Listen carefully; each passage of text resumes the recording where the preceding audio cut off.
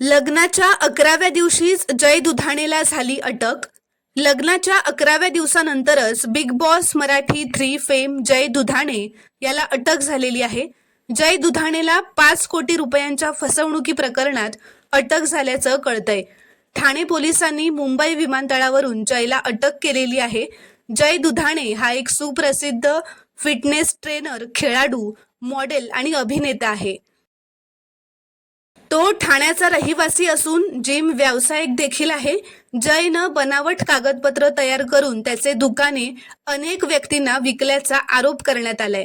जयने अनेक खरेदीदारांचे मोठ्या प्रमाणात फसवणूक केल्याचा आरोपही जय दुधाणेवर आहे. जय दुधाणे आणि त्याच्या कुटुंबातील सदस्य, ज्यामध्ये त्याचे आजोबा, आजी, आई आणि बहिणीचा देखील समावेश आहे.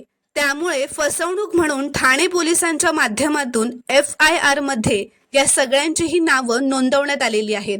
त्यामुळे पुढील तपास ठाणे पोलिसांच्या माध्यमातून सुरू आहे.